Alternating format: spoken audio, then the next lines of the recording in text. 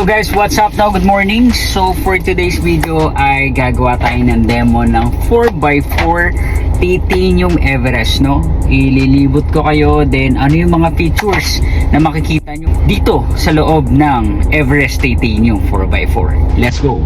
Don't forget to subscribe and like the hit button for more Ford tips.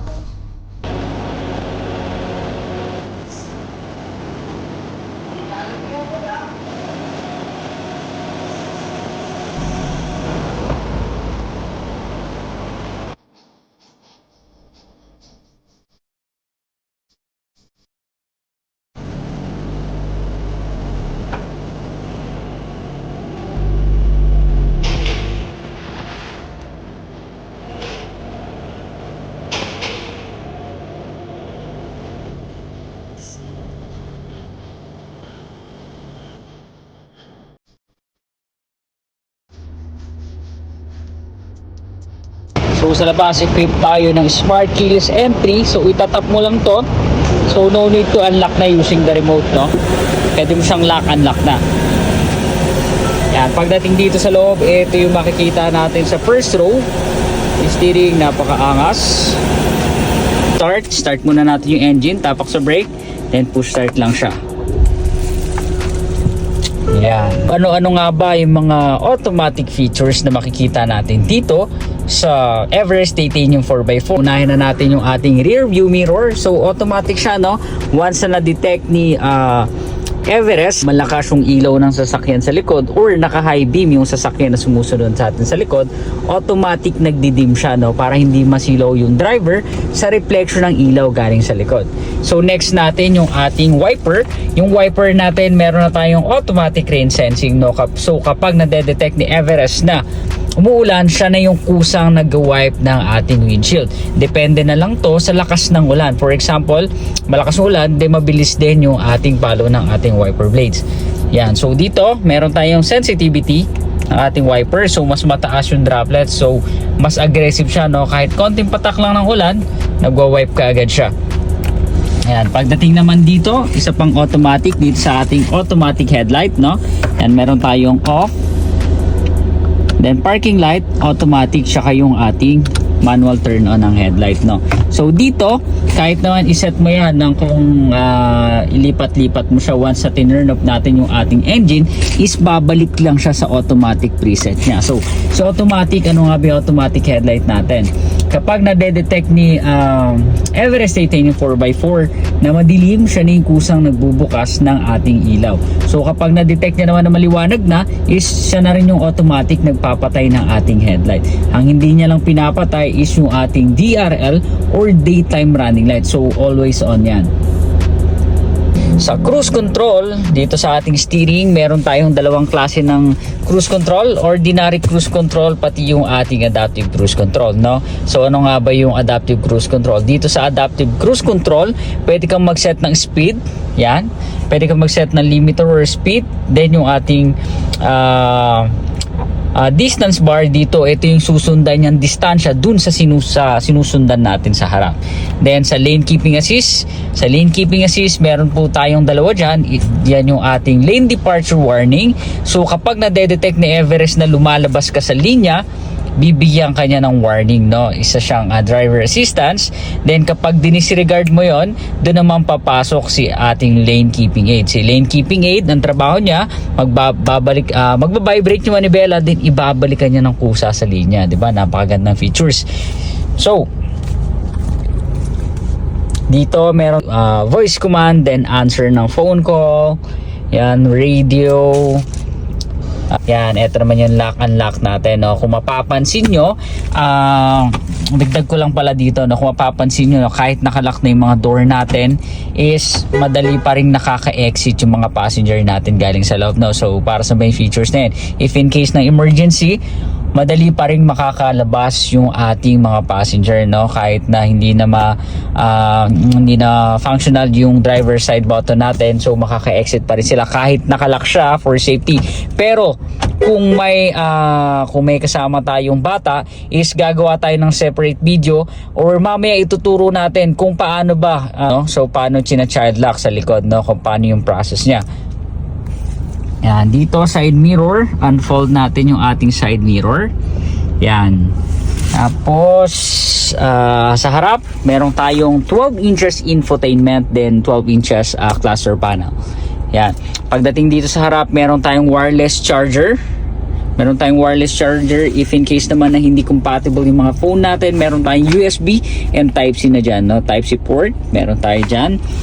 Then yan, dito sa harap, equip tayo ng electronic handbrake, no? So marami pa rin nagtataka dito or marami pa rin naninibago dito sa electronic handbrake, no? So paano nga ba siya gumagana?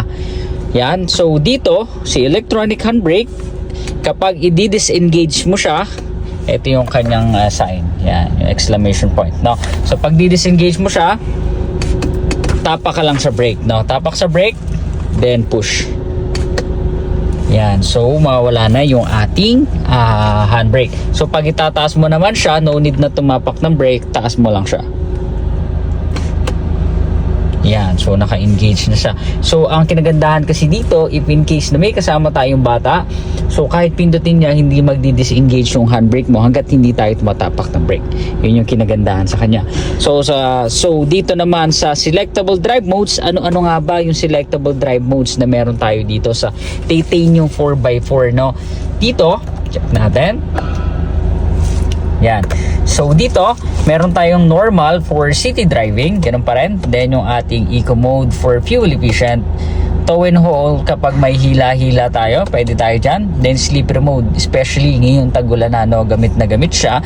Magagamit mo siya kapag malakas yung ulan, madulas yung kalsada, maputik.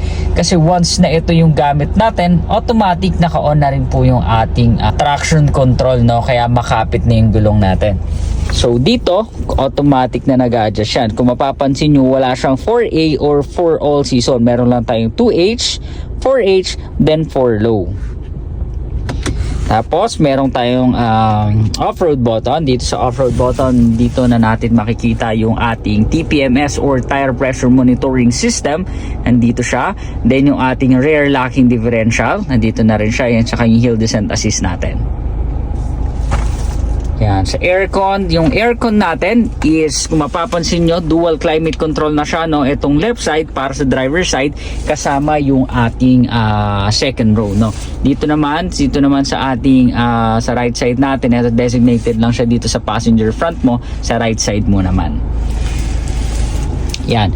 So dito, makikita nyo, meron tayong ambient light, no? Sa ambient light natin, one color lang po siya. Yan, one color lang siya. Then, ipapakita ko rin sa inyo yung 360 features natin. Sa 360 features, ito lang siya. Yan. So, 360. Then, yung ating front, side by side, left and right. And then, sa rear. Then, sa wide front.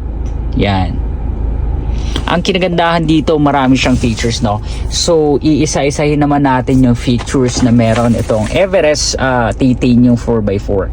Meron tayong auto hold, cruise control, adaptive cruise control, pwede ka mamili, dalawa na yan. Yan, pwedeng normal cruise control. So, dito na tayo sa adaptive cruise control, no? More on safety siya. Then next, yung ating lane keeping assist, yung tinuro ko kanina, dalawang klase ng lane keeping assist, isang lane departure warning, tsaka isang lane keeping aid. Pre-collision assist, meron na rin tayo. And rear view camera delay, blind spot information system. So sa blind spot information system, yan yung umiilaw. So nade-detect niya kapag may overtake sa atin galing sa likod. So depende sa part, no, overtake sa atin, dun yung part na iilaw. Next natin is yung ating cross traffic alert. Meron na rin tayo dyan. Then driver alert, no? Yan yung kinagandahan sa kanya. So dito sa likod, kung mapapansin natin, meron tayong AC na 230 volts, then 400 watts max power, no? So meron din tayong ditong aircon vent, fan level ng ating aircon sa likod. Then pagdating dito, meron ka na ring port. Sa port natin, meron kang Type-C, then yung ating USB port kung gusto mong mag-charge sa likod, no?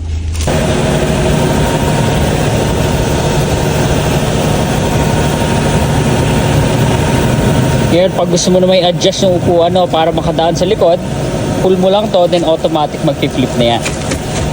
Ayan. So makakadaan na tayo dito sa likod. Pagdating naman sa likod, kung gusto mo namang i-stand tong ating mga seats, meron na tayong meron na tayong button, no? So yan, nandito yung ating tools. Meron tayong scissor jack, early warning device, pati yung ating tie wrench, no? Pag gusto mo naman iangat yung ating upuan, yan, ito na yung mga button natin, no? Automatic na rin siya. Compared sa 4x2 na manual, hihilahin mo pa, dito meron na siyang button.